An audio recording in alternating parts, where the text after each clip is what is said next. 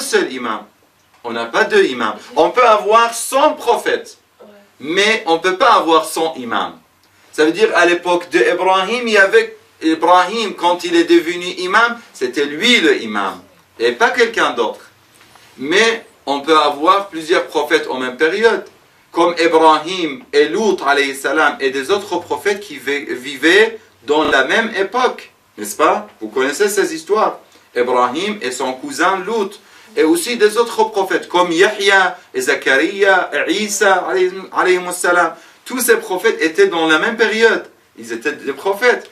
Vous voyez, ça veut dire que les prophètes, alayhi salam, ici, ils sont des fois que des prophètes, mais ils ne sont pas les imams.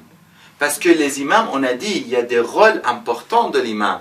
Il est guide, il est le gouverneur, il est le centre, et il est aussi le lien, l'intermédiaire et le lien entre la terre et le ciel et la divinité. Et c'est qui? C'est une seule personne. On l'appelle aussi Hujja. Il y a une autre, comment dire, il y a un autre nom pour l'imam, on dit Hujja aussi. Donc est-ce que pour vous, Shir, c'est une erreur de faire un lien entre, par exemple, des personnes qui sont ordinaires, en ce moment même, cette époque-là, et qu'on les appelle imams, des imams? C'est pas le même terme que l'imama dont on parle. Non, imam, quand on parle de l'imam, ici, on n'est pas en train de parler de l'imam, on a parlé de ça, mais vous n'étiez pas présente. Quand on a défini le mot de l'imam, c'est pas imam qui va dire celui qui guide la prière, par exemple, voilà, qui est devant les gens, qui guide la prière. Non, ici on parle de l'imam qui est le successeur et la continuation de la prophétie. S'il n'est pas prophète de quelqu'un qui est la continuation de Rasulullah sallallahu alayhi wa sallam. Et ou bien s'il est prophète, il a, comme on a dit, le rôle de l'intermédiaire entre la terre et les cieux, et ça veut dire et la divinité. Et celui qui est le guide, le grand guide, on peut dire, celui qui est le centre, celui qui est le responsable de tout ce qui se... il est vraiment la personne qui représente Allah subhanahu wa ta'ala sur la terre. C'est ça le vrai rôle de l'imam, alayhi salam. Que ce soit un imam prophète ou un imam non prophète. Ici, par exemple, l'imam Ali, l'imam al-Hassan, l'imam al-Hussein. Et aussi, il y a certains imams avant le prophète qui n'étaient pas prophètes aussi. Avant le prophète Mohammed sallallahu alayhi wa sallam, qui n'était pas prophète. Entre Isa alayhi salam et le prophète Mohammed sallallahu alayhi wa sallam, il y avait des imams. Parce qu'il y avait plusieurs siècles. Et dans cette période, sûrement, il y a des imams. On a dit, chaque époque, il faut avoir un imam. Que ce soit avant le prophète Mohammed sallallahu alayhi wa sallam ou après. C'est pour ça on a besoin, pareil, on a des prophètes aussi avant l'islam. Ça veut dire avant le prophète Mohammed. Ça veut dire on peut dire avant et après.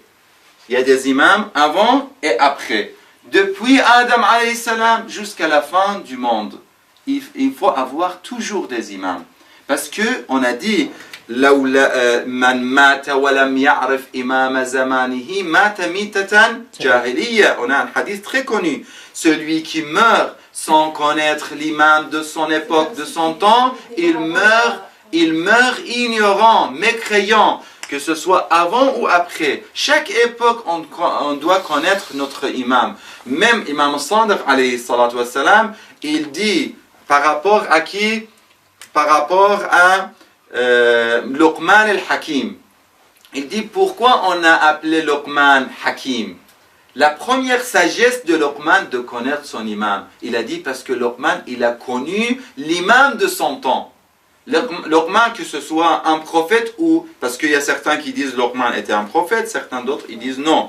Et il y a des citations du prophète sallallahu alayhi wa sallam qui montrent que Luqman n'était pas un prophète, mais il était un sage, un pieux, un wali. Mais il n'était pas un prophète. Mais pourquoi on l'a appelé Hakim, l'imam Sadiq alayhi salam? Il dit parce qu'il a connu l'imam de son époque. Vous voyez l'importance de connaître l'imam de son temps. Et c'est pour ça que chaque époque, depuis Adam jusqu'à la fin du monde, il y a des imams. Mais des fois, les imams sont la même personne que le prophète. Des fois, non, ils sont les imams sans être prophètes. Et des fois, ils sont des prophètes sans être des imams. C'est-à-dire à l'époque de Moussa, alayhi salam, ou à l'époque d'Ibrahim, alayhi salam, quand il était l'imam, lui, les autres n'étaient pas les imams. Il y avait des prophètes autres que lui, mais ils n'étaient pas des imams. L'imam, il y en a qui disent que ça s'arrête à 12 imams, d'autres 7, d'autres 5, en fait, par rapport aux imams qui ont précédé après le... Après Rasulullah sallallahu alayhi wa sallam, on a 12 imams. 12 imams, le dernier c'est l'imam al-Mahdi, ajjalallah ta'ala farajahu al-sharif. Et Allah va prolonger sa vie jusqu'à ce que le sa'a, l'heure de sa réapparition arrive, incha'Allah ta'ala.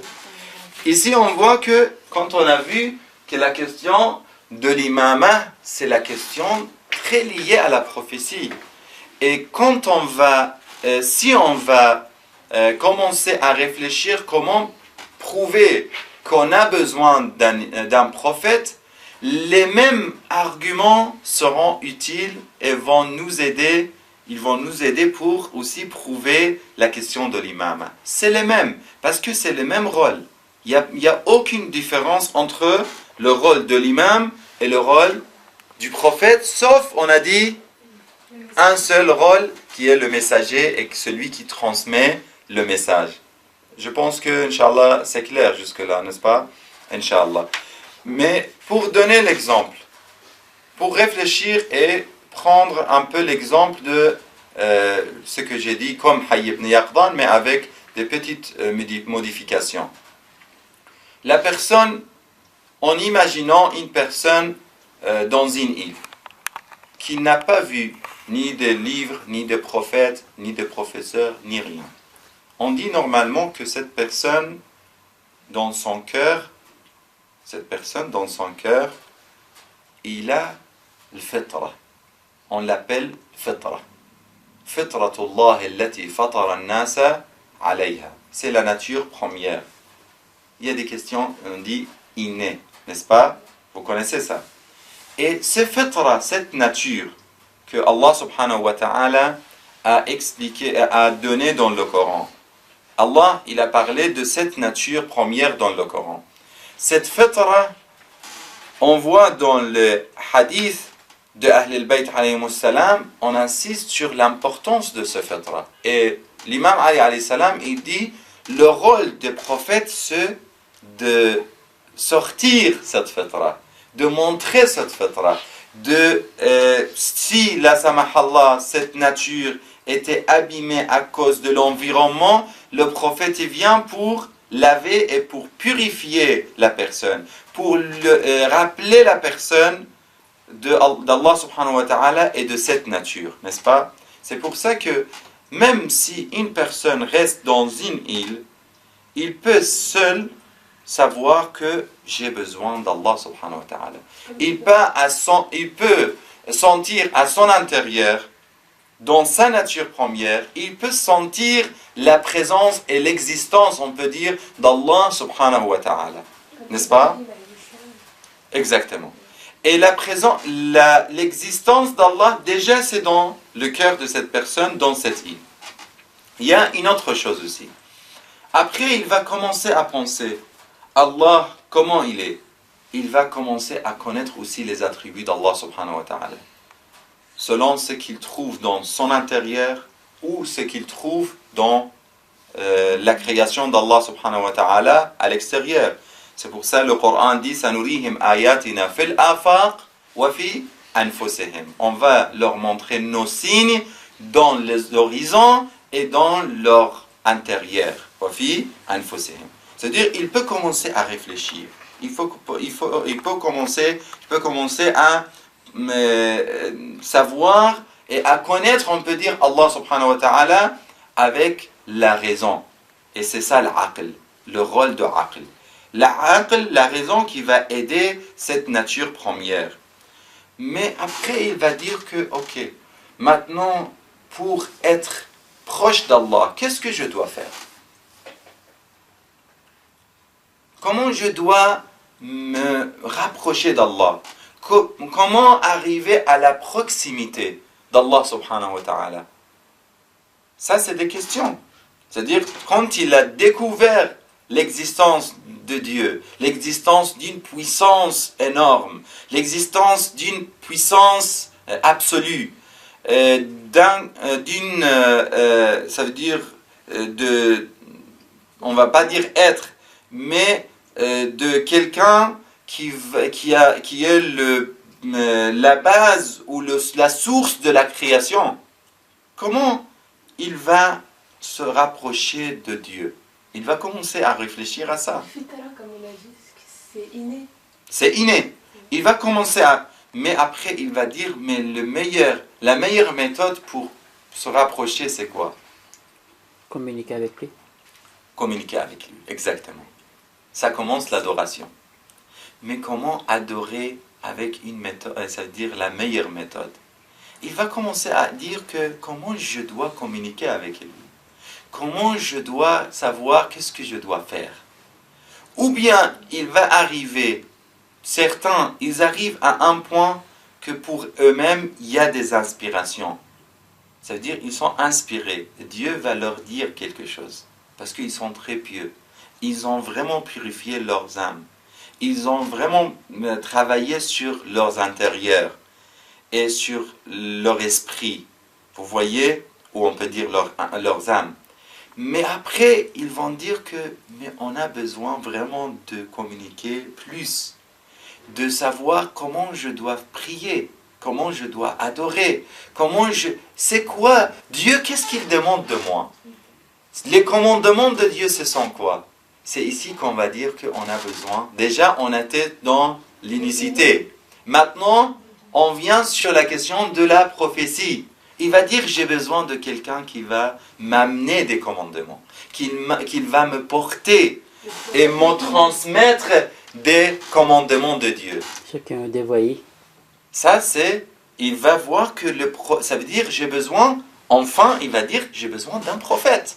Celui qui va transmettre les messages de Dieu, qui va transmettre les commandements de Dieu. C'est là qu'il va savoir que j'ai besoin de prophète. Mais après, il va dire aussi le prophète, si le prophète arrive, on est toujours dans l'imagination, si le prophète arrive, pour dire que toutes ces questions, ce sont des questions logiques et des questions liées à l'intérieur, liées à la nature première de l'être humain. Il va dire que c'est vrai, maintenant j'ai le prophète qui m'a porté le livre. Il m'a porté les commandements de Dieu pour être plus proche de Dieu. Mais j'ai besoin aussi de qui? Qui va m'expliquer. Qui va m'expliquer? Ahsanton, masha'Allah. Qui va m'expliquer ça? Qui va m'enseigner? Qui est le professeur? Est-ce qu'on a trouvé une école sans professeur? Même s'il y a des livres. Mais il faut toujours de professeurs. Il va envoyer les professeurs. Et les prophètes, au début, ils avaient le rôle des professeurs et des transmetteurs. Vous voyez? Et de transmetteurs et de professeurs. Mais après, quand il n'y a pas de transmetteur, quand ce n'est pas le prophète, c'est-à-dire après le prophète Mohammed sallallahu alayhi wa sallam, est-ce qu'on n'a plus besoin des professeurs et des enseignants? Est-ce que l'école c'est fini? Il n'y a plus de ça? On a besoin des imams. On a besoin des imams. C'est ça. Le rôle de l'imam ici, c'est-à-dire le rôle d'enseignement et de guide, ça reste toujours valide. On a toujours besoin d'imam qui va nous enseigner et nous aider.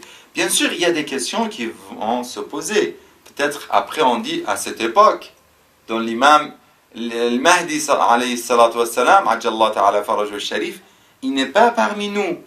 Ça, on a des réponses, Inch'Allah, pour la prochaine fois. On va répondre à ça, Inch'Allah. J'ai une question. Est-ce que les imams, ils sont à égalité avec le prophète? Ils sont supérieurs, inférieurs? Ça dépend. Ça dépend. On a des prophètes, ça veut dire la question de l'imam et la question de prophétie, on a dit, il y a des imams qui sont et prophètes et imams, comme Ibrahim alayhi salam, comme les enfants d'Ibrahim, comme Ishaq, Yaqub par exemple. Est-ce que Yaqub qui était l'imam, Yaqub, par exemple, qui était l'imam de son époque. Parce qu'avant, c'était Ismaïl pour une période. Après le départ d'Ismaïl, c'était Yaqub, par exemple. Après, on a dit, c'était Ishaq, excusez-moi. Après, c'est Yaqub. Yaqub, par exemple, si il y a une question que je devais dire aussi, on ne connaît pas tous les imams de toutes les époques. Ça veut dire ça, on n'a pas une connaissance exacte. Il y a certains qui disent, qui demandent, qui est l'imam avant le prophète sallallahu alayhi wa sallam. Par exemple, on va dire que Ibrahim. c'est non, juste avant, avant la naissance de l'imam du prophète sallallahu alayhi wa sallam. À l'époque, juste avant la naissance du prophète, c'était qui? On ne peut pas savoir, il y a eu 1400 ou plus même. Non, non, ça, il y a certains qui disent c'est possible qui était cette personne, Abdul Muttalib. Le grand-père du prophète sallallahu alayhi wa sallam, c'est lui qui était l'imam de son époque. Parce qu'il faut, on a dit toujours un lien entre la terre et le ciel. L'imam qui est l'intermédiaire. Et ici aussi, il est le guide. Les gens se réfèrent vers lui. Et Abdul Muttalib, les gens se référaient vers lui. Quand il y avait l'histoire d'Abraha, vous connaissez l'histoire d'Abraha, quand il voulait détruire la Kaaba avec ses éléphants. Vous connaissez cette histoire. Et il est venu, Abraha vers la Mecque. Il a parlé avec qui? Il a parlé avec Abdul Muttalib. Mais il a vu que Abdul Muttalib était très très calme, apaisé. Pourquoi? Parce que peut-être c'était lui l'imam. Parce que quand il a demandé, tu n'es pas inquiet, il a dit, je suis le maître des chameaux. Walil Ka'bati Rabbun Yahmiha. Et pour la Kaaba, il y a un Seigneur qui va la protéger. Ça veut dire, et lui, il a des connaissances. C'est-à-dire, lui, il est connecté, comme on dit aujourd'hui. Il a une connexion, il a une relation avec la divinité pour savoir que, pour être apaisé et pour être sûr que la Kaaba sera protégée. Peut-être, je dis, on n'est pas sûr que c'était lui, mais avec les signes et avec les éléments qu'on a dans la main, on voit que peut-être c'était lui l'imam. Parce qu'il faut toujours des imams, dans chaque époque, comme on a dit. C'est pour ça que vous avez dit, il y a un hadith qui dit que si on n'a pas d'imam, c'est comme si on mourait dans la mécréance. Dans la mécréance, exactement. Il faut connaître toujours l'imam de son époque. Wa sallallahu ala Muhammadin wa alihi at-tayyibin at-tahirin. Allahumma salli ala Muhammad.